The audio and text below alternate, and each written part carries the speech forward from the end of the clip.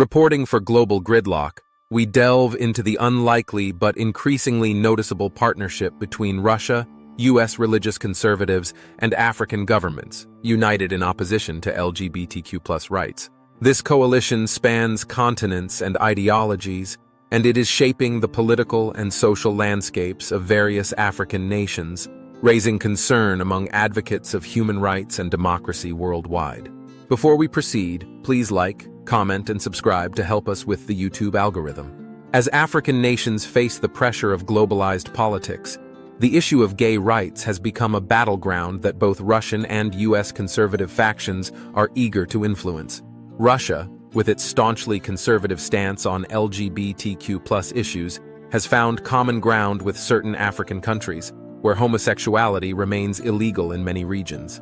This alliance, however unexpected, fits neatly into Russia's broader geopolitical strategy, wielding influence over Africa in opposition to what it views as Western liberalism. Meanwhile, across the Atlantic, U.S. conservative groups, particularly evangelical Christians, are similarly entrenched in Africa's anti-LGBTQ+ movements.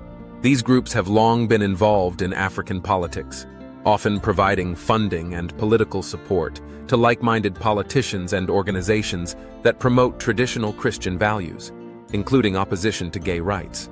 What binds Russia and the U.S. conservatives in this context is not just ideology, but strategic interest.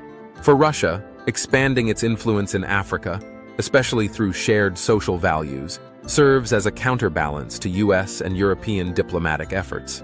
For U.S. religious conservatives, aligning with Africa on these issues helps bolster their own domestic agenda while projecting their worldview onto the international stage. In Africa, these partnerships have emboldened governments to take stronger stances against LGBTQ+ rights.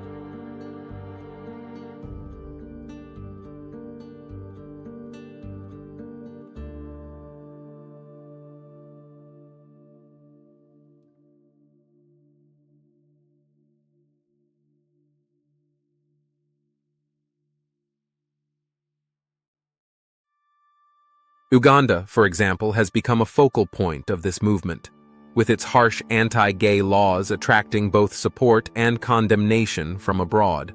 Religious and cultural rhetoric plays a significant role in legitimizing these laws, with many African leaders framing homosexuality as a foreign import, a byproduct of Western moral decay.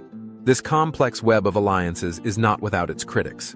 Human rights organizations have voiced concerns about the impact of these relationships on the safety and well-being of LGBTQ+ communities across Africa. The influence of foreign powers, particularly Russia and U.S. conservative groups, is seen as exacerbating an already hostile environment for sexual minorities. At the same time, this alignment of forces raises questions about Africa's political sovereignty. Critics argue that these outside influences are shaping African policies in ways that may not truly reflect the needs or desires of the local population.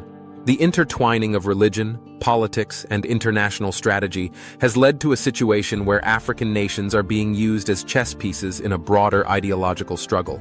For Russia, Africa represents a key geopolitical arena, a place where it can exert influence and challenge the dominance of Western liberal ideals. By supporting conservative movements on the continent, Moscow seeks to cultivate allies who will, in turn, support its own international goals.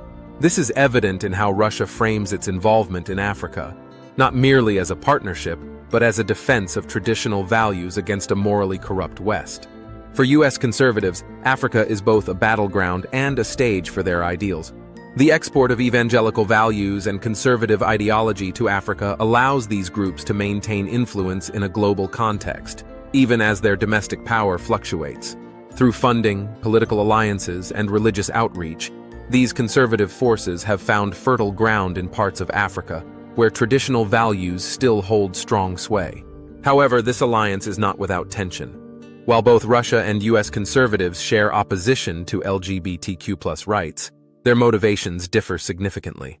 For Russia, this is primarily about geopolitical strategy and countering Western influence, while for U.S. conservatives, it is a moral and religious imperative. The question remains whether this uneasy partnership can endure in the long run, or whether it will fracture under the weight of its divergent goals. What is clear is that Africa is caught in the middle of this struggle. As international powers vie for influence on the continent, African nations are left to navigate a complex political landscape, one where the defense of cultural and religious values is often used as a tool for external interests. This growing intersection of politics, religion, and international strategy highlights the global significance of Africa's stance on LGBTQ+ rights. As this issue continues to unfold, the world will be watching closely to see how these alliances evolve and what impact they will have on the future of human rights in Africa. Don't forget to like, comment, and subscribe to help us bring you more in-depth analyses like this one on global gridlock.